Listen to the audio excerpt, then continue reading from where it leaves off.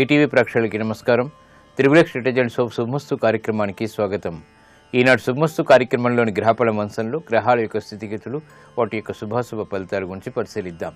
అలాగే ఈరోజు 12 రాశుల వారికి ఏ సంఖ్యలు కలిసి వస్తాయి, రంగుల యొక్క ప్రాధాన్యత, ఏ దేవతల్ని పూజించాలి, ఎటువంటి దేవతాస్తుతులు పఠించాలి, ముఖ్యంగా ఈరోజు 12 రాశుల వారు చేపట్టవలసినటువంటి కార్యక్రమాలు ఏమిటో కూడా పరిశీలిద్దాం. ముందుగా నేటి పంచాంగ వివరాలు.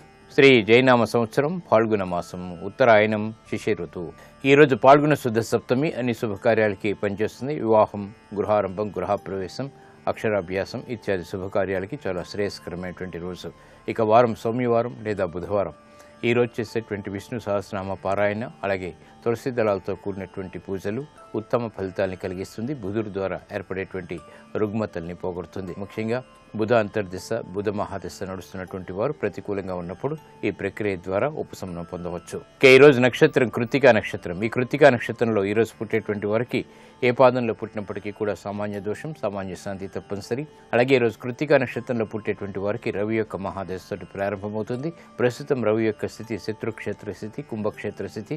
ఇది ఎక్కువ ఈతి బాధల్ని కలిగిస్తుంది. కాబట్టి ఈ దోష నివృత్తికి ఏకాదశి పూర్వక రుద్రాభిషేకం, సూర్య నమస్కారాలు బాగా ఉపయోగపడతాయి.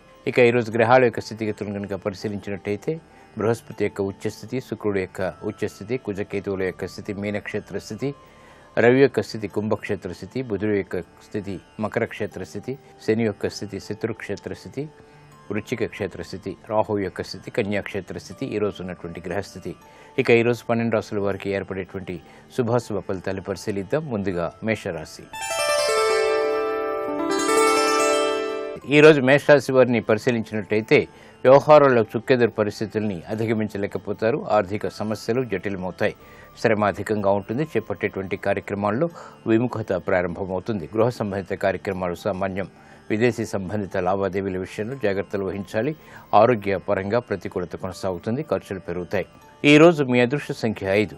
పసుపు వర్ణం త్వరితగతిని శుభాల్ని కలిగిస్తుంది. ప్రతికూల పరిస్థితుల్ని ఎదుర్కొనేటువంటి శక్తి సామర్థ్యాల్ని కలిగిస్తుంది. అనుకూల దైవం మహాగణపతి.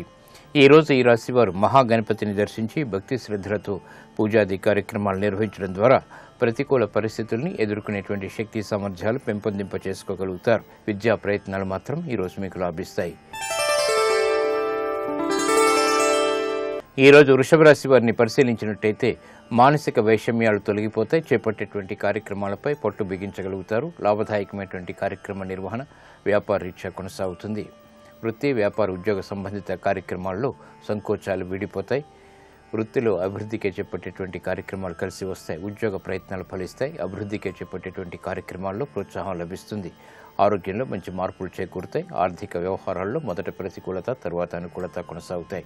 ఈరోజు మీ అదృష్ట సంఖ్య 3. పసుపు వర్ణం త్వరితగతిని శుభాల్ని కలిగిస్తుంది. ప్రతికూల పరిస్థితుల్ని దూరం చేస్తుంది. అనుకూల దైవం శ్రీ మహాలక్ష్మి. ఈరోజు ఈ రాశి వారు శ్రీ మహాలక్ష్మి అమ్మవారిని దర్శించి భక్తి శ్రద్ధలతో పూజాది కార్యక్రమాలు నిర్వహించడం ద్వారా ఆర్థిక వ్యవహారాల్లో ఏర్పడినటువంటి ప్రతికూల పరిస్థితులు దూరమవుతాయి. విదేశీ వ్యవహారాలు, సంభాషణలు, ప్రయాణాలు ఈరోజు మీకు లాభిస్తాయి. ఈరోజు మిథున రాశి వారిని పరిశీలించినట్టయితే వ్యయం ఎక్కువగా ఉంటుంది. ఆదాయం తగ్గుతుంది. చేపట్టేటువంటి కార్యక్రమాల్లో శ్రద్ధ పెంపొందింప చేసుకోగలుగుతారు. వృత్తిలో అభివృద్ధికి చేపట్టేటువంటి కార్యక్రమాల్లో నైపుణ్యం కొనసాగుతుంది. వ్యాపార దక్షత కలిగి ఉంటారు. ఆర్థిక వ్యవహారాల్లో ఏర్పడినటువంటి ప్రతికూల పరిస్థితులను సడలించుకునేటువంటి ప్రయత్నాలు కూడా కలిసి వస్తాయి. విద్యా ప్రయత్నాలు బాగా లాభిస్తాయి. ప్రయాణాలు సుఖవంతం. ఈరోజు మీ అదృష్ట సంఖ్య 5. ఆకుపచ్చ వర్ణం రక్షణకి దోహదపడుతుంది. ప్రతికూల పరిస్థితుల్ని దూరం చేస్తుంది. ప్రతికూల వ్యవహారాల్లో ఏర్పడినటువంటి సమస్యలకు పరిష్కారాలు తెచ్చిపెడుతుంది. అనుకూల దైవం శ్రీ వెంకటేశ్వర స్వామి. ఈ రోజు ఈ రాశి వారు శ్రీ వెంకటేశ్వర స్వామిని దర్శించి భక్తి శ్రద్ధలతో పూజాది కార్యక్రమాలు నిర్వహించడం ద్వారా ఆకస్మిక ఆర్థిక అనుకూలతలు ఏర్పడతాయి. ఆనందాన్ని కలిగిస్తాయి. ఆర్థిక వ్యవహారాలు, సంభాషణలు, లావాదేవీలు, ప్రక్రియలు ఈరోజు మీకు లాభిస్తాయి. ఈరోజు కర్కాటక రాశి వారిని పరిశీలించినట్టయితే ఆరోగ్యంలో మంచి మార్పులు చేకూరుతాయి. చేపట్టేటువంటి కార్యక్రమాలపై ఆశించినటువంటి ప్రయోజనాల్ని పొందగలుగుతారు. శ్రమ అధికంగా ఉంటుంది. ఖర్చులు ఎక్కువ అయినప్పటికీ కూడా ఆదాయాన్ని కూడా పెంపొందింప చేసుకోగలుగుతారు. వృత్తి, వ్యాపార, ఉద్యోగ సంబంధిత కార్యక్రమాల్లో ఏర్పడినటువంటి సంకట పరిస్థితులకు పరిష్కారాలు లభిస్తాయి. నూతన కార్యక్రమాలను ప్రారంభించగలుగుతారు. గృహరీత్యా ఆనందకర సంఘటనలు కొనసాగుతాయి. ఈ రోజు మీ అదృష్ట సంఖ్య 2. తెలుపు వర్ణం ప్రశాంతతని పెంచుతుంది. ప్రతికూల పరిస్థితుల్ని ఎదుర్కొనేటువంటి శక్తి సామర్థ్యాన్ని కలిగిస్తుంది. అనుకూల దైవం ఈశ్వరుడు. ఈ రోజు ఈ రాశివారు శివాలయాన్ని దర్శించి భక్తి శ్రద్ధలతో ఏకాదశ పూర్వక రుద్రాభిషేకాది కార్యక్రమాలు నిర్వహించడం ద్వారా ఆర్థిక వ్యవహారాల్లో ఏర్పడినటువంటి అనిశ్చిత పరిస్థితులు దూరమవుతాయి. వ్యాపార నిర్ణయాలు ఈరోజు మీకు లాభిస్తాయి. ఈరోజు సింహరాశి వారిని పరిశీలించినట్టయితే ప్రభుత్వ వ్యవహారాల్లో జాగ్రత్తలు వహించాలి. చేపట్టేటువంటి కార్యక్రమాలపై అసహనం పెరుగుతుంది. ప్రయాణాల విషయంలో కూడా జాగ్రత్తలు తప్పనిసరి. వృత్తి, వ్యాపార, ఉద్యోగ సంబంధిత కార్యక్రమాల్లో జాప్యాలని కలిగి ఉంటారు. వృత్తిలో అభివృద్ధికి చేపట్టేటువంటి కార్యక్రమాల్లో ఆటంకాలు ఏర్పడతాయి. ఆరోగ్య విషయంలో కూడా ప్రతికూలత కొనసాగుతుంది. ఖర్చులు ఉక్కిరిబిక్కిరి చేస్తాయి. ఈ రోజు మీ అదృష్ట సంఖ్య 9. ఎరుపు వర్ణం ధైర్యాన్ని కలిగిస్తుంది. ప్రతికూల పరిస్థితుల్ని ఎదుర్కొనేటువంటి శక్తి సామర్థ్యాన్ని కలిగిస్తుంది. అనుకూల దైవం లక్ష్మీ నరసింహస్వామి. ఈ రోజు ఈ రాశివారు లక్ష్మీ నరసింహస్వామిని దర్శించి భక్తి శ్రద్ధలతో పూజాది కార్యక్రమాలు నిర్వహించడం ద్వారా గ్రహ అతి ప్రతికూలతని దూరం చేసుకోగలుగుతారు. ప్రతికూల వాతావరణం అనుకూలంగా మరల్చుకోగలుగుతారు. రుణ ప్రయత్నాలు ఈరోజు మీకు లాభిస్తాయి. ఈ రోజు కన్యారాశి వారిని పరిశీలించినట్టయితే అదృష్ట సంఘటనని గృహంలో ఆహ్వానించగలుగుతారు. పట్టుదలతో కూడినటువంటి కార్యక్రమ నిర్వహణ కొనసాగించగలుగుతారు. నైపుణ్యం పెరుగుతుంది. ఏకాగ్రత పెరుగుతుంది. వృత్తిలో అభివృద్ధికి చేపట్టేటువంటి కార్యక్రమాలు కలిసి వస్తాయి. విద్యాపరమైనటువంటి విజయాలు ఆనందాన్ని కలిగిస్తాయి. ఆత్మవిశ్వాసం పెరుగుతుంది. చేపట్టేటువంటి కార్యక్రమాల్లో ప్రోత్సాహం లభిస్తుంది. అభివృద్ధిగా చేపట్టేటువంటి కార్యక్రమాలు కలిసి వస్తే గృహ విషయాలు అనుకూలం. ఈ రోజు మీ అదృష్ట సంఖ్య 5. ఆకుపచ్చ వర్ణం రక్షణకి దోహదపడుతుంది. ప్రతికూల పరిస్థితుల్ని దూరం చేస్తుంది. అనుకూల దైవం శ్రీ మహాలక్ష్మి. ఈ రోజు ఈ రాశివారు శ్రీ మహాలక్ష్మి అమ్మవారిని దర్శించి భక్తి శ్రద్ధలతో పూజాది కార్యక్రమాలు నిర్వహించడం ద్వారా ఆర్థిక అసహనం తొలగిపోతుంది. అభివృద్ధి ఏర్పడుతుంది. స్థిరాస్తి నిర్ణయాలు ఈరోజు మీకు లాభిస్తాయి. ఈ రోజు తులారాశి వారిని పరిశీలించినట్టయితే శ్రమ అధికంగా ఉంటుంది. అధిక ఖర్చులు ఉక్కిరిబిక్కిరి చేస్తాయి. నూతన కార్యక్రమాల విషయంలో జాగ్రత్తతో కూడినటువంటి నిర్ణయాలు తప్పనిసరి. పట్టుదలతో కూడినటువంటి కార్యక్రమ నిర్వహణ ప్రారంభించినప్పటికీ విఘ్నాలతో కూడినటువంటి విజయాలు సిద్ధిస్తాయి. ఓర్పు, సహనం వంటివి చాలా అవసరం. నూతన కార్యక్రమాలు గృహరీత్యా చేపట్టగలుగుతారు. వ్యాపార ప్రయోజనాలకే చేపట్టేటువంటి కార్యక్రమాల్లో విఘ్నాలు కొనసాగుతాయి. ఈ రోజు మీ అదృష్ట సంఖ్య 9. ఎరుపు వర్ణం ధైర్యాన్ని కలిగిస్తుంది. ప్రతికూల పరిస్థితుల్ని ఎదుర్కొనేటువంటి శక్తి సామర్థ్యాన్ని కలిగిస్తుంది. అనుకూల దైవం మహాకాళి. ఈ రోజు ఈ రాశి వారు మహాకాళి అమ్మవారిని దర్శించి భక్తి శ్రద్ధలతో పూజాది కార్యక్రమాలు నిర్వహించడం ద్వారా ఏలినాటి శని ద్వారా ఏర్పడేటువంటి ప్రతికూలత తగ్గుతుంది. అసహన పరిస్థితులు దూరమవుతాయి. స్థిరాస్తి విక్రయాలు ఈరోజు మీకు లాభిస్తాయి. ఈ రోజు వృశ్చిక రాశి వారిని పరిశీలించినట్టయితే సంబంధ బాంధవ్యాలు మెరుగవుతాయి. చేపట్టేటువంటి కార్యక్రమాలపై ఆశించినటువంటి ప్రయోజనాలు పొందగలుగుతారు. ఉద్యోగ ప్రయత్నాలు ఫలిస్తాయి. ఉద్యోగంలో అభివృద్ధిగా చేపట్టేటువంటి కార్యక్రమాలు కూడా కలిసి వస్తాయి. ఆర్థిక స్తోమత కలిగి ఉంటారు. నూతన కార్యక్రమాలను చకచకా ప్రారంభించగలుగుతారు. శ్రమ అధికంగా ఉంటుంది. అయినప్పటికీ ఆశించినటువంటి ప్రయోజనాలు ఆర్థికంగా దగ్గరవుతాయి. ఈ రోజు మీ అదృష్ట సంఖ్య 5. ఆకుపచ్చ వర్ణం రక్షణకి దోహదపడుతుంది. ప్రతికూల పరిస్థితులను దూరం చేస్తుంది. అనుకూల దైవం శ్రీ మహావిష్ణువు. ఈ రోజు ఈ రాశివారు శ్రీ మహావిష్ణువుని దర్శించి భక్తి శ్రద్ధలతో పూజాది కార్యక్రమాలు నిర్వహించడం ద్వారా జన్మశని ద్వారా ఏర్పడేటువంటి ఆరోగ్య ప్రతికూలత తగ్గుతుంది. ఆరోగ్య రక్షణ ఏర్పడుతుంది. విదేశీ సంబంధ బాంధవ్యాలు ఈరోజు మీకు లాభిస్తాయి. ఈ రోజు ధనుస్సు రాశి వారిని పరిశీలించినట్టయితే వాహన సౌఖ్యం కొనసాగుతుంది. చేపట్టేటువంటి కార్యక్రమాల్లో ఏర్పడినటువంటి ప్రతికూలత తగ్గుతుంది. ధైర్య సాహసాలతో కూడినటువంటి కార్యక్రమ నిర్వహణ కొనసాగించగలుగుతారు. వ్యాపార దక్షత ఏర్పడుతుంది. ఆకస్మిక నష్టాలు ఉన్నప్పటికీ భర్తీ చేసుకునేటువంటి అవకాశాలు కూడా దగ్గరవుతాయి. ఆందోళనకర పరిస్థితుల నుంచి బయటికి రాగలుగుతారు. ప్రశాంతతగా చేపట్టేటువంటి కార్యక్రమాలు కలిసి వస్తాయి. స్త్రీలు శుభవార్తలు వింటారు. ఈ రోజు మీ అదృష్ట సంఖ్య 2. తెలుపు వర్ణం ప్రశాంతతని పెంచుతుంది. ప్రతికూల పరిస్థితులను దూరం చేస్తుంది. అనుకూల దైవం ఈశ్వరుడు. ఈ రోజు ఈ రాశివారు శివాలయాన్ని దర్శించి ఈశ్వరుడికి అభిషేకాది కార్యక్రమాలు నిర్వహించడం ద్వారా గ్రహ అతి ప్రతికూలత దూరం అవుతుంది. ధైర్య సాహసాలతో కూడినటువంటి నిర్ణయాలు తద్వారా విజయాలు సిద్ధిస్తాయి. ఈ రాశివారు ఈ సాయంత్రం బిల్వపత్రితో కూడినటువంటి పూజలు ఈశ్వరునికి సమర్పించగా బృహస్పతి ద్వారా ఏర్పడేటువంటి ప్రతికూల పరిస్థితులు తగ్గుతాయి.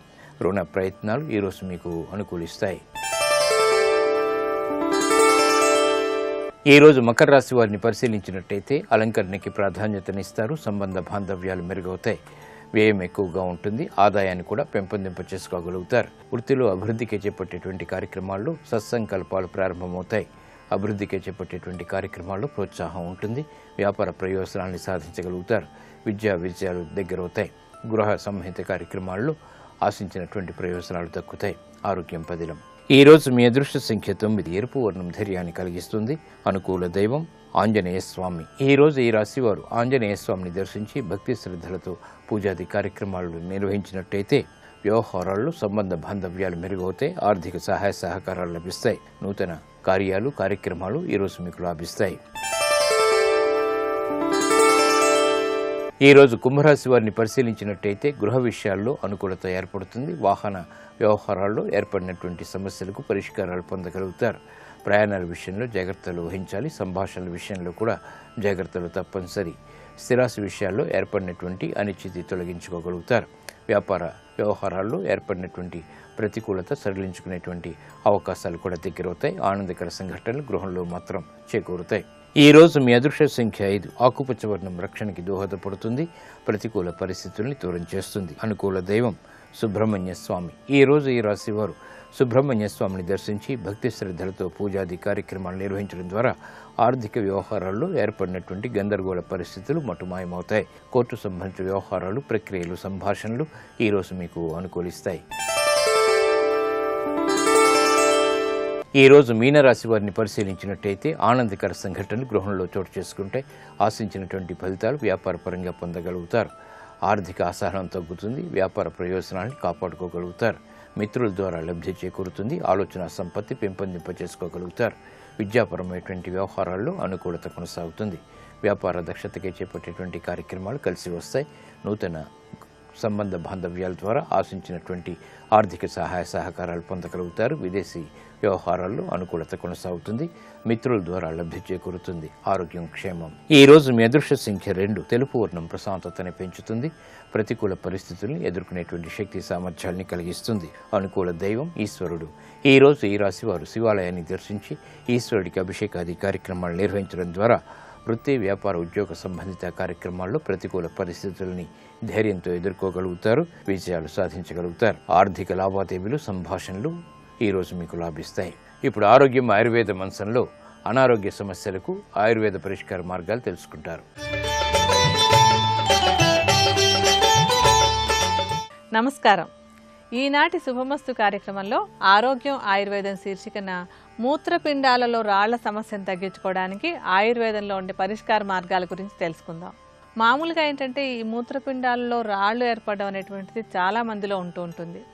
అయితే కొంతమందికి అవి ఉన్నాయి అంటే రాళ్ళు లోపల ఉన్నాయని తెలియకుండా మూత్రంలో వెళ్ళిపోతూ ఉంటాయి. కొంతమందికి అవి ఉన్నా కూడా ఎటువంటి లక్షణాలు తెలియకుండా ఉండిపోతూ ఉంటాయి. అయితే ఏంటంటే చాలామందిలో లక్షణాలు కనిపించినప్పుడు విపరీతమైనటువంటి నొప్పి, నడుము వెనక భాగంలో చాలా విపరీతమైన నొప్పి రావడం, చెమటలు పట్టేయటం, వాంతులు అవ్వడం, ఇలాంటి లక్షణాలు వస్తూ ఉంటాయి. అయితే ఇలా మూత్రపిండాల్లో రాళ్ళు ఏర్పడడానికి ఉండేటువంటి కారణాలు ఏంటంటే మొట్టమొదటిది జీవన విధానంలో ఎటువంటి అంటే ఎక్కడ యాక్టివిటీగా లేకుండా ఎప్పుడు కూర్చునే ఉండేటువంటి జీవన విధానం ఉన్నటువంటి వాళ్ళలో ఇది ఎక్కువగా వచ్చే అవకాశం ఉంది. అలాగే ఆహారంలో ఎక్కువగా అంటే ఈ జంక్ ఆహారం లేకపోతే మాంసాహారము, మసాలా పదార్థాలు ఇలాంటివి ఎక్కువగా తినేటువంటి వాళ్ళలో కూడా ఈ రాళ్ల సమస్య వచ్చేందుకు అవకాశం ఉంది.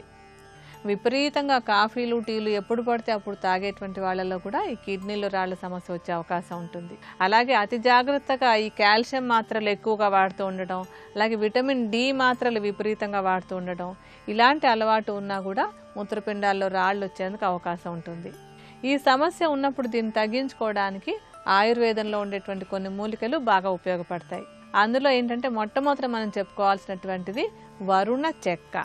ఈ వరుణ చెక్కకి మూత్రపిండాల్లో ఉండేటువంటి రాళ్లని నెమ్మదిగా పొడిలాగా చేసి బయటకు పంపించేసేటువంటి గుణం చాలా బాగా ఉంటుంది.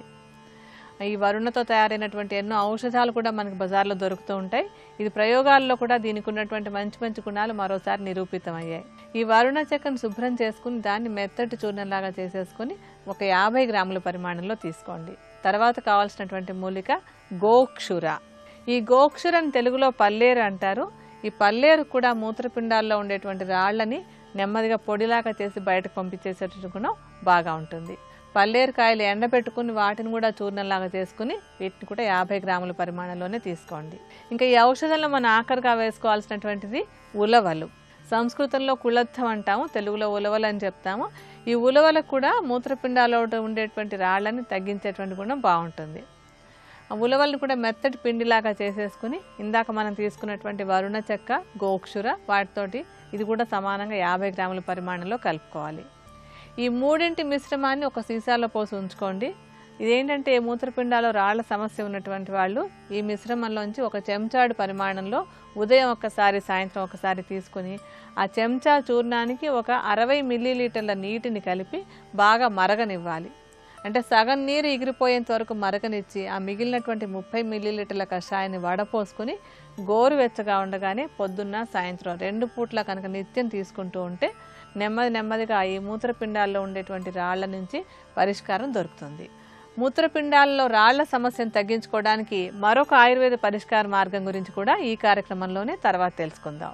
ఆదిదేవ నమస్తుభ్యం ప్రసీద మమ భాస్కర, దివాకర నమస్తుభ్యం ప్రభాకర నమోస్తుతే, సప్తాస్వరథమారూఢం ప్రచండం కశ్యపాత్మజం, శ్వేతపద్మధరం దేవం తం సూర్యం ప్రణమామ్యహం. నీ జీవుడి కోసం నీకు మనుష్య శరీరం వచ్చినందుకు శాస్త్ర పఠనం చేసుకో, గురువుగారి పాదాలు పట్టుకో, నిస్సంగంగా ప్రశాంతంగా కూర్చుని వైరాగ్య సుఖాన్ని పొంది ఈశ్వరుడి యందు మనసుని పూర్తిగా నిలబెట్టేటటువంటి ప్రయత్నమునందు ధృతిని పొందు. లేకపోతే ఎప్పటికీ చెప్పులు ఇప్పకపోతే దానికి అర్థం ఉండదు. అలా వెంపర్లాట ఉండిపోతుంది. నీకు ఉద్ధరణ ఎక్కడి నుంచి వస్తుంది? ధన్య అన్న నామంలో భాస్కర్ రాయలు వారు చెప్తారు. అలా ఉండిపోతే ఏమైపోతుందంటే తిరియక్కైపోతాడు. తర్వాత మనసుకి లక్షణం ఉంటుంది, అది వాసనా బలంతో అదే పట్టుకుంటుంది. ప్రీతి ఉండిపోతుంది. ఆఖరి ఊపిరిలో ఆఖరి కదలికలో ఎవరి మీద ప్రీతి ఉందో వాడిని పట్టుకుంటాడు. ఒరే నీకింత మనుష్య శరీరం ఇచ్చా, శాస్త్రం అక్కర్లా, గురువుగారు అక్కర్లా, ఉపాసన అక్కర్లా, వైరాగ్యం అక్కర్లా, ఎప్పుడూ పిచ్చి కోరికలే పెట్టుకున్నావు. అవి ఎవరికి లేవురా? కుక్కకి ఉంటాయి, పిల్లికి ఉంటాయి, అందులోకి పో. మనుష్య జన్మ ఎందుకంటాడు ఈశ్వరుడు? తిరియక్కుగా వెళ్ళిపోతాడు అని ధన్యానామానికి భాస్కర్ రాయలు వ్యాఖ్యానం చేశారు. అందుకని ఒక స్థితిలో వైరాగ్య సుఖాన్ని పొందాలి. ఆ కారణం చేత అలా వెళ్ళాలి అంటే కర్తవ్యత నిష్ట తెలుసుకుని బిడ్డలు ఒక స్థానానికి వచ్చేసిన తర్వాత తాను ఒక స్థానంలో అప్పటి వరకు పట్టుకున్నాడు, విడుపు వదిలిపెట్టి తాను ప్రశాంతపడిపోతాడు. పట్టుకోవలసినప్పుడు పట్టుకోవాలి, విడిచిపెట్టవలసినప్పుడు విడిచిపెట్టాలి. విడిచిపెట్టకూడనప్పుడు విడిచిపెట్టకూడదు, పట్టుకోవలసినప్పుడు పట్టుకునే ఉండాలి.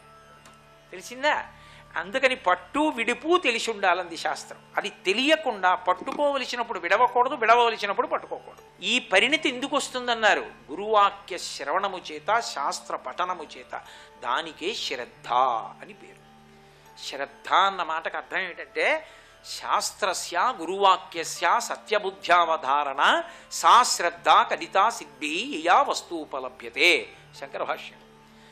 శాస్త్రము సత్యము, గురువుగారి మాట సత్యము, కాబట్టి అలా మేము ప్రవర్తిస్తాం అన్న నమ్మకంతో ఎవడు నిలబడతాడో సా శ్రద్ధ కదితా సిద్ధి యయా వస్తూపలభ్యతే. అటువంటి వాడికి అన్నీ లభ్యమవుతాయి. వాడు అసలు నోరు తెరవలసిన అవసరం ఉండదు. ఏ కాలమునందు పట్టుకోవాలో అప్పుడు పట్టుకుంటాడు, ఏ కాలమునందు విడవాలో అప్పుడు విడుస్తాడు. ఆ పరిణతి కలుగుతుంది. కాబట్టి శ్రద్ధ అన్న మాట అంత గొప్పది. కాబట్టి సూర్యనారాయణమూర్తి లోకానికంతటికీ కూడా ధర్మ ప్రబోధం చేశాడు.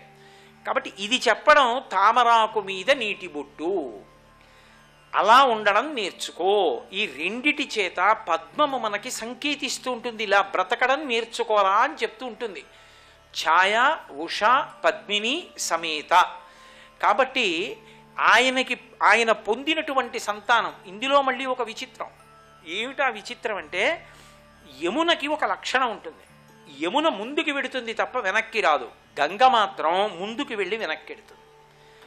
ఎక్కడ పెడుతుందంటే కాశీపట్టణంలో పెడుతుంది. గంగ అన్ని చోట్ల ఉన్నా కాశీగంగా అని ఎందుకంటారు అంటే ఒక్కటే కారణం. కాశీపట్టణంలో గంగానది దక్షిణ దిక్కు వైపుకి ప్రవహిస్తూ ఉత్తర దిక్కు వైపుకి తిరుగుతుంది.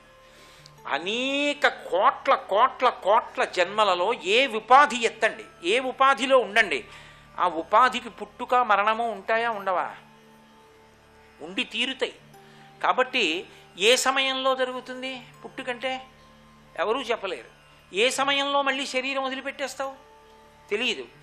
పుట్టినప్పుడు ఎంత బాధో మరణించినప్పుడు అంత బాధ.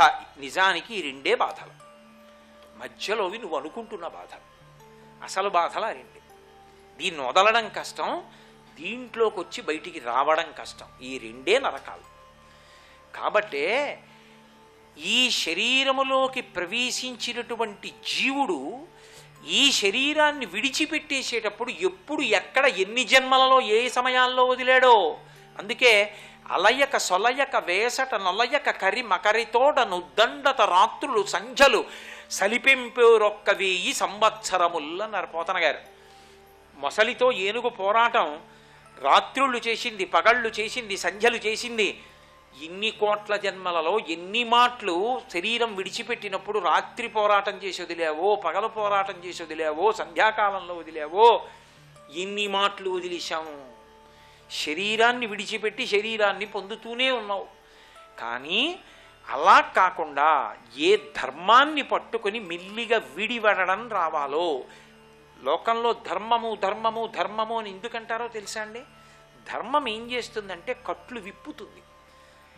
ధర్మ వ్యతిరిక్త భావనలు ఏం చేస్తాయంటే కట్లు బిగిస్తాయి. అదే తాడండి. ఇలా అన్నాను అనుకోండి కట్టేశాను, ఇలా అన్నాను అనుకోండి విప్పేశాను. ధర్మం ఏం చేస్తుందంటే విప్పేస్తుంది. ధర్మాన్ని వదిలినప్పుడు కట్టేస్తుంది, సంచితమై పడిపోతుంది. ఇది మనుష్యుడిగా ఎలా బ్రతకాలో, ఆ ధర్మం ఎలా పట్టుకోవాలో సూర్యనారాయణమూర్తి నుండే వచ్చింది. గురుస్వరూపంగా కూర్చుని ఉపదేశం చేశాడు మహానుభావుడు. అందుకే సూర్యుడు చేసినటువంటి ఉపకారం గురుస్థానంలో కూర్చుని లోకంలో ఎవ్వరూ చేయరు. పైగా అసలు ఎవరికైనా ఉండవలసిందేది అంటే స్త్రీకి కానివ్వండి, పురుషుడికి కానివ్వండి, ఆభరణం ఏది అంటే ఓర్పే. ఎవడు జీవితంలో వృద్ధిలోకి వస్తాడంటే ఎవడు సహనము కలిగిన వాడో వాడే వృద్ధిలోకి వస్తాడు. ఆ ఓర్పు లేదనుకోండి, ప్రతిదానికి అర్థం పర్థం లేకుండా ఏదో తిరగబడిపోవడం, ప్రతిదాన్ని భరించలేని స్థితి, వేచి ఉండలేని స్థితి ఉందనుకోండి, దాని చేత వృద్ధిలోకి రాడు. అందుకే రామాయణంలో క్షమాదానం, క్షమాయజ్ఞం, క్షమా సత్యం హి పుత్రికాః, క్షమా ధర్మం, క్షమా యశః, క్షమయావిష్ఠితం జగత్ అంటారు. ఓర్పుయే సత్యము, ఓర్పుయే యజ్ఞము, ఓర్పుయే ధర్మము, ఓర్పే సమస్తము. ఆ ఓర్పునందే ఈ లోకమంతా నిలబడి ఉంది. అటువంటి ఓర్పు నేర్చుకోవాలి అంటే సూర్యనారాయణమూర్తిని చూసి నేర్చుకోవాలి. ఎందుకని? ఆయనకి ఉన్నటువంటి పరికరములను మీరు బాహ్యంలో చూడండి, ఆయన చేసేటటువంటి పని చూడండి. అసలు రెండిటికి ఏమైనా సమన్వయం ఉంటుందా? నిరాధారమైనటువంటి ఆకాశంలో ప్రయాణం చెయ్యాలి. రథచక్రం చూస్తే ఒక్కటే రథచక్రం, రథసారథి చూస్తే నడుం వరకు మాత్రమే ఉన్నవాడు. ఆయన చూస్తే ఏ ఋతువులో ఏ కాలంలో ఎప్పుడు ఎలా ప్రకాశించాలో అలాగే ప్రకాశించాలి. ఎప్పుడైనా సూర్యబింబం ఉదయించడం ఇవాళ 1 నిమిషం ఆలస్యమైంది అన్నమాట ఉంటుందా? ఉండదు. పైగా ఏ ఋతువులో ఏ ధర్మం చేసేయాలో ఆ ధర్మం చేసేస్తుండాలి. అది అంత అద్భుతంగా కేవలం ఏదో వెలుతురిస్తూ వెళ్ళిపోతే సరిపోదు. వెలుతురు ఇస్తూ అంత గొప్పగానూ మళ్ళీ అనుగ్రహించేయాలి. సూర్యుడి యొక్క వైభవం గురించి చెప్తూ ఆయన ఎలా ఇచ్చేస్తుంటాడు అన్నది చెప్తూ చిన్న పిల్లలతో కూడా పాట పాడించేవారు పూర్వం. ఎండలు కాసేటెందుకురా, మబ్బులు పట్టేటందుకురా, మబ్బులు పట్టేదెందుకురా, వానలు కురిసేటందుకురా, వానలు కురిసేదెందుకురా, చెరువులు నిండేటందుకురా, చెరువులు నిండేటెందుకురా, పంటలు పండేటందుకురా, పంటలు పండేటెందుకురా, ఆకలి తీరేటందుకురా, ఆకలి తీరేదెందుకురా, స్వామిని కొలిచేటందుకురా, స్వామిని కొలిచేదెందుకురా, ముక్తిని పొందేటందుకురా. అక్కడ నుంచి ఇక్కడ వరకు వెలుగుల ముద్దగా ప్రయాణిస్తూనే ఇచ్చేయాలి ఆయన. మళ్ళీ ఇవి వేరు పనులండి, అది వేరు పనండి అంటే కుదరదు. మంచి గ్రీష్మ ఋతువులో ఎండ కాయాలి. ఆ ఎండ కాసినప్పుడు ఎండలు కాసేది ఎందుకురా, మబ్బులు పట్టేటందుకురా. తర్వాత వర్షాకాలానికి తీసుకున్న నీరు మబ్బు రూపంలో వచ్చేయాలి. మళ్ళీ ఈ మబ్బుని ఆతపీ మండలీ మృత్యు పింగళ సర్వతాపన కవిర్విశ్వో మహాతేజ రక్త సర్వభవోద్భవ నక్షత్రగ్రహతారాణామధిపో విశ్వభావన తేజసామపి తేజస్వి అని ఆదిత్య హృదయంలో మహర్షి చెప్పినట్టు మళ్ళీ ఆయనే తపింపజేసిన వాడు ఆయనే, వర్షం కురిపించేసిన వాడు ఆయనే. కురిపించేయాలి. కురిపించిన వాడే పంటలు పండించాలి. పంటలు పండించిన వాడే ఔషధీ శక్తినిచ్చి అన్నం ఇవ్వాలి. అన్నం ఇచ్చిన వాడే జీర్ణం చేయాలి. జీర్ణం చేసిన వాడే శక్తినివ్వాలి. శక్తినిచ్చిన వాడు బుద్ధినివ్వాలి. బుద్ధినిచ్చిన వాడు వైరాగ్యం ఇవ్వాలి. వైరాగ్యం ఇచ్చిన వాడు మోక్షం ఇవ్వాలి. ఇన్ని పైన తిరుగుతూ ఇచ్చేయాలి. ఏదో వెలుగులు ఇవ్వడం కాదు. ఇవన్నీ ఉన్న సాధనములు, ఆయన చేసే పని.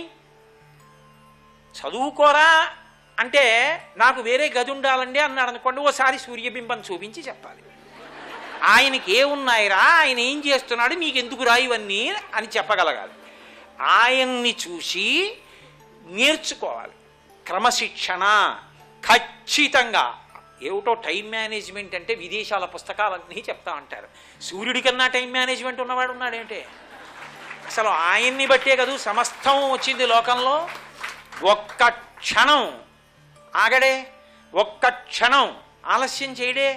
సూర్యోదయ సూర్యాస్తమయాలంటే పంచాంగంలో లెక్క కట్టినట్టు అయిపోవాలంటే, గ్రహణం అంటే లెక్క కట్టినట్టు వచ్చేయాలంటే, ఇంతకన్నా శాస్త్రం ఈ దేశంలో ఉందండి. ఇంతకన్నా శాస్త్రజ్ఞులు ఎక్కడున్నారు? రామప్ప దేవాలయంలో కట్టినట్టు అటువంటి అద్భుత దేవాలయ నిర్మాణం చేసిన వాళ్ళు ఎవరున్నారు? ఆ సూర్యనారాయణమూర్తిని కన్నులారా చూడాలనుకుంటే తిరుపతి వెడితే పద్మసరోవరం ఎదురుగుండా పద్మములు ఎప్పుడు వికసించి ఉండి అందులోంచి పద్మావతీదేవి రావాలంటే సూర్యప్రతిష్ఠ చేశారు స్వామి.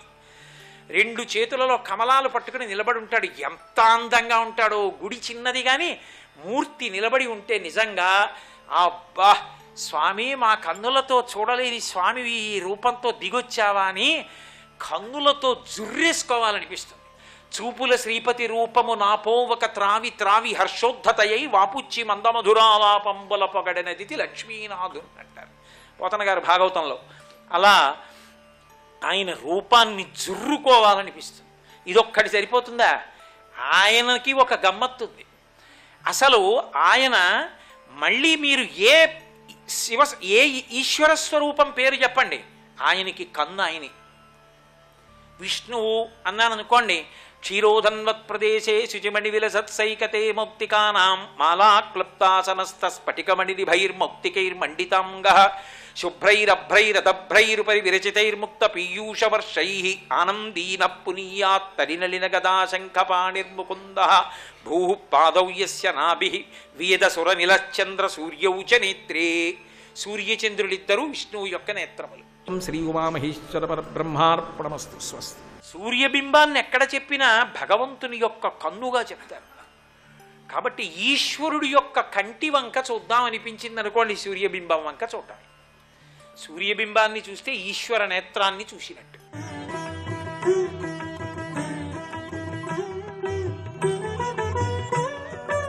త్రిబులెక్స్ డిటర్జెంట్ సోప్ శుభమస్తు కార్యక్రమంలో శుభయోగం శీర్షికకి స్వాగతం. ఈ శీర్షికన దైనందిన జీవితంలో కార్యసిద్ధికి, అదృష్ట భాగ్యానికి రంగులు ఏ విధంగా సహకరిస్తాయో పరిశీలిద్దాం.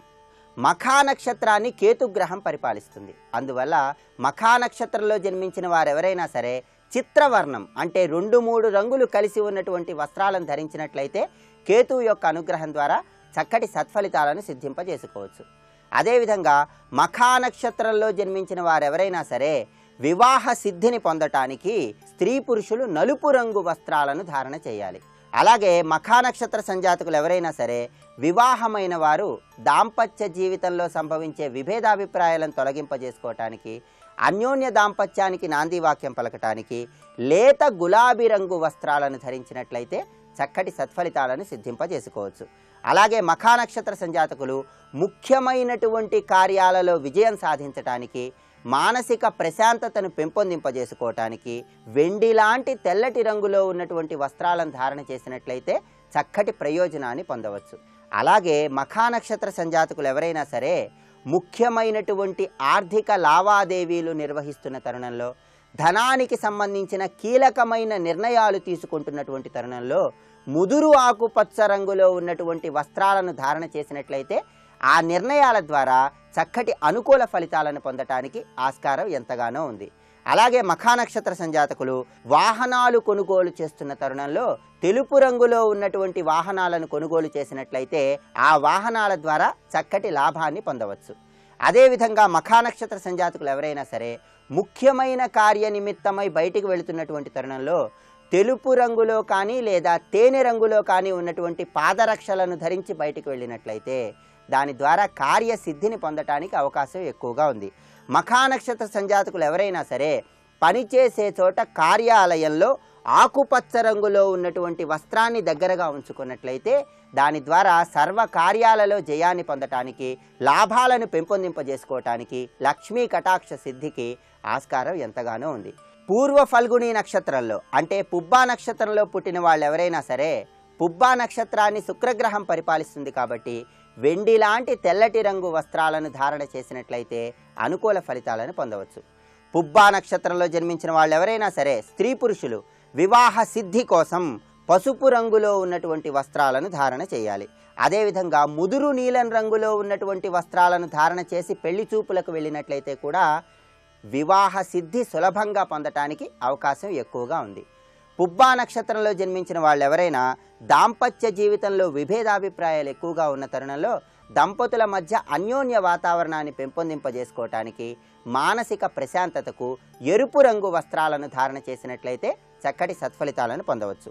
ముఖ్యమైన లక్ష్యాన్ని చేరుకోవటానికి, జీవితంలో అత్యున్నత స్థాయికి ఎదగటానికి చేసే ప్రయత్నాలలో పుబ్బా నక్షత్రంలో జన్మించిన వాళ్ళు ఎవరైనా ముదురు ఆకుపచ్చ రంగులో ఉన్నటువంటి వస్త్రాలను ధారణ చేసినట్లయితే ఆ లక్ష్యాన్ని సులభంగా చేరుకోవటానికి, ఉన్నత స్థితికి ఎదగటానికి అవకాశం ఎక్కువగా ఉంది.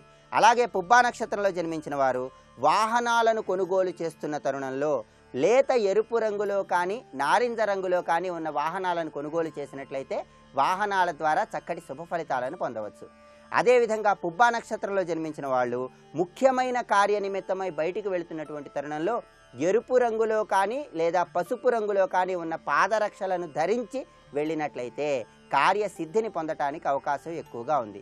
అలాగే పుబ్బా నక్షత్రంలో జన్మించిన వారు వాళ్ళు పనిచేసే చోట కార్యాలయంలో చిత్రవర్ణంలో 2-3 రంగులు కలిసి ఉన్నటువంటి వస్త్రాన్ని దగ్గర ఉంచుకున్నట్లయితే సర్వ కార్యాలలో జయాన్ని పొందటానికి అవకాశం ఎక్కువగా ఉంది. ఇంకా ఏ నక్షత్రంలో జన్మించిన వారు ఎటువంటి రంగులను ధారణ చేసినట్లయితే ఆ రంగులు వాళ్ళ అదృష్ట భాగ్యానికి సహకరిస్తాయో వచ్చే బుధవారం శుభమస్తు కార్యక్రమంలో శుభయోగం శీర్షికన తెలుసుకుందాం. రేపటి శుభమస్తు కార్యక్రమంలో శుభయోగం శీర్షికన ఫాల్గుణ మాస సందర్భంగా శ్రీ మహావిష్ణువు ప్రీతి కోసం వస్త్రదానం చేస్తున్న తరుణంలో ఎటువంటి నియమాలను అనుసరించాలో పరిశీలిద్దాం.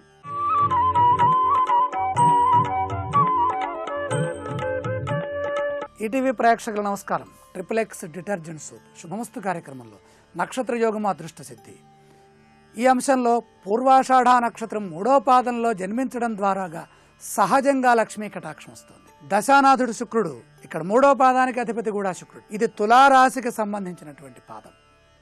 ఐశ్వర్యాన్ని అదృష్టాన్ని తూచే ధర్మ కాంట ఇది. ఈ పాదంలో జన్మించడమే గొప్ప యోగం.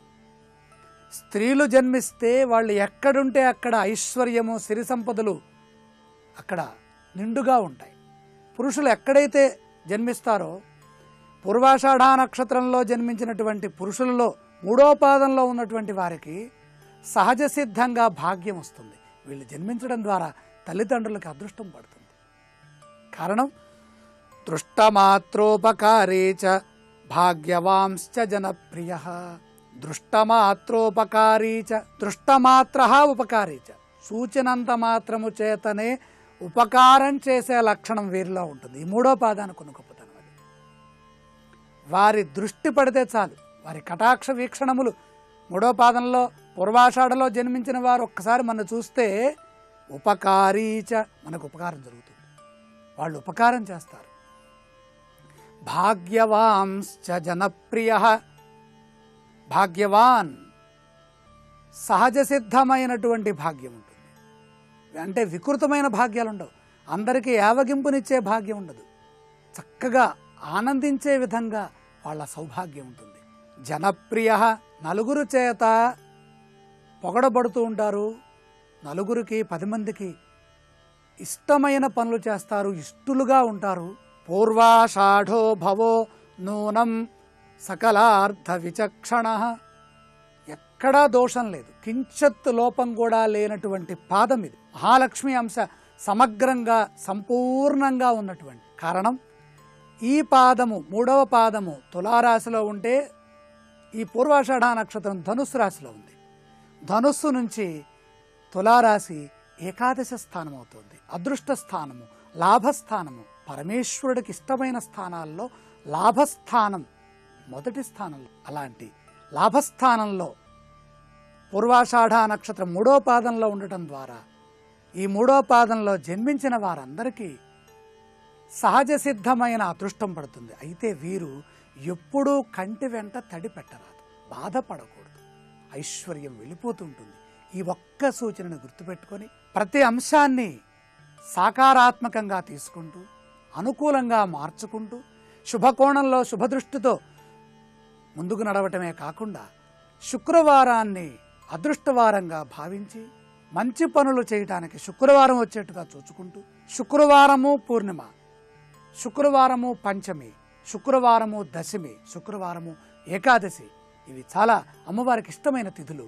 శ్వేతవస్త్రధారులై పూజా సమయాల్లో శుభ కార్యక్రమాల్లో శ్వేతవస్త్రములు కట్టుకొని కనుక పూజ చేస్తే, పట్టు వస్త్రములు కట్టుకుంటే అమ్మవారికి మరింత ఇష్టత కలుగుతుంది. కనుక ఆ విధంగా మంచి పనులు చేస్తూ అందరికీ భాగ్యాన్ని పంచేటటువంటి శక్తిని సహజసిద్ధంగా జన్మతః నక్షత్ర రీత్యా పొందినటువంటి పూర్వాషాఢ నక్షత్ర మూడో పాద జాతకులు సహజసిద్ధంగా ధన్యులు, ఉత్తములు.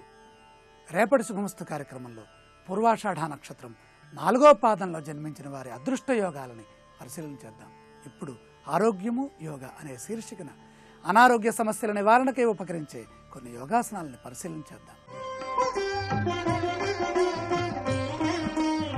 దంతాల చిగుళ్లవాపు నివారణకు శీత్కారి ప్రాణాయామము. దంతాల చిగుళ్లవాపుకు అధిక వేడి కారణం. అతివేడి పదార్థాలు స్వీకరించినా వేడి చేసే పదార్థాల్ని అతిగా స్వీకరించటం వల్ల చిగుళ్లవాపు వస్తుంది. నోటి పరిశుభ్రత లోపించటం వల్ల, చిగుళ్ల మధ్య సూక్ష్మజీవులు వ్యాపించటం వల్ల కూడా చిగుళ్లవాపు ఏర్పడవచ్చు. ఈ సమస్య నివారణకు శీత్కారి ప్రాణాయామం ఉపయోగపడుతుంది. పద్మాసనంలో కాని సుఖాసనంలో కాని కూర్చొని దవడలు గట్టిగా బిగించాలి. పై దవడ క్రింది దవడ దంతాల్ని నొక్కి పట్టాలి. దంతాల మధ్య నుంచి గాలిని నోటి లోపలికి పీల్చుకోవాలి.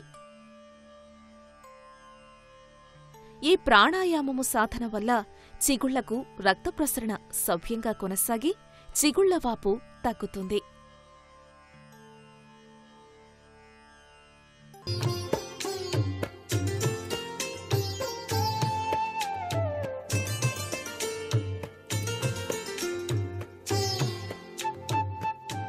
ట్రిపుల్ ఎక్స్ డిటర్జెంట్ సోప్ శుభమస్సు కార్యక్రమంలో గృహబలం అంశానికి స్వాగతం.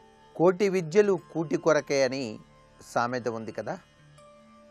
మనం ఎంత కష్టపడ్డప్పటికీ కూడా తప్పనిసరిగా మన జీవితానికి ముఖ్యమైనటువంటి సూత్రం కడుపు నిండా భోజనం చేయటం అనేటువంటిది ముఖ్యమైన విషయంగా గుర్తిరగాలి. ఈ భోజన విషయంలో కూడా వాస్తుశాస్త్రరీత్యా చాలా చక్కటి నియమాలు గనక పాటించినట్లయితే యోగవంతమైన ఆరోగ్యకరమైనటువంటి జీవితాన్ని కొనసాగించడానికి ఆస్కారం ఎంతగానో ఉంటుంది. అందుకనే ఆహారం గనక శుచిగా ఉంటే మనస్సు కూడాను చాలా శుచిగా ఉంటుంది. మనస్సు గనక శుచిగా ఉంటే ఆత్మను తెలుసుకొని సర్వబంధాల నుంచి దూరమవుతానికి వీలవుతుంది అని చెప్పేసి మనకు ఉపనిషత్తుల యొక్క సారాంశం. అందుచేతనే అన్నం పరబ్రహ్మస్వరూపం అని చెప్పేసి చెప్పడం జరిగింది. వాస్తుశాస్త్రంలో కూడాను భోజనశాల అనేటువంటిది ఒక ప్రత్యేకమైనటువంటి గదిగా ఏర్పాటు చేసుకునేటువంటి సాంప్రదాయం ఉంది. ఆగ్నేయ దిశలో వంట చేసేటప్పుడు కూడా ఇల్లాలు తూర్పు తిరిగి వంట చేయటం, ఆ వంట చేసేటప్పుడు కూడా దైవ చింతన కలిగినటువంటి భావనా స్ఫూర్తితో గనక పదార్థములను వండి భగవంతునికి నైవేద్యంగా సమర్పించి తదుపరి ఇంటిల్లిపాది గనక ఆనందంగా గనక భోజనం చేసినట్లయితే వారి యొక్క మనసులు చాలా చక్కటి ఆలోచన పరంపరలో అదృష్టకరమైనటువంటి జీవితాన్ని సాగించటానికి ఆస్కారం ఎంతగానో ఉంటుంది సుమా అని చెప్పేసి మనకు వాస్తుశాస్త్రం, ఉపనిషత్తులు, అనేక ధర్మశాస్త్ర గ్రంథాలు తెలియజేస్తున్నటువంటి ముఖ్యాంశాలు. అయితే మనిషి రోజుకు 2 సార్లు తినాలని చెప్పేసి తైత్తరీయ ఉపనిషత్తు చెప్పినప్పటికీ కొంతమంది ఆరోగ్యరీత్యా ఇటీవల కాలంలో ఒక పూట భోజనమే ఆచరిస్తూ ఉన్నటువంటి లక్షణాలు కూడా కనిపిస్తున్నాయి. ఏది ఏమైనప్పటికీ ఈ భోజనం చేసేటువంటి విషయంలో ముఖ్యంగా పాటించాల్సింది పరిశుభ్రత లక్షణం. ఇంటిలోకి వచ్చిన వెంటనే కాళ్ళు చేతులు చక్కగా కడుక్కొని, ముఖం కూడా పరిశుభ్రంగా కడుక్కొని, చొక్కా ఒంటి మీద లేకుండా కేవలం ఒక తువ్వాల వంటిది ఆ యొక్క భుజం పైన వేసుకొని ఇంటిలో తూర్పు దిశగా కూర్చొని భాష్యం పట్టు వేసుకొని విస్తరాకులో కానీ వెండి కంచంలో కానీ పదార్థాల్ని గనక మనస్ఫూర్తిగా గనక భుజించినట్లయితే ఆరోగ్యప్రదమైనటువంటి జీవితాన్ని సాగించడానికి ఆస్కారం ఉంటుంది.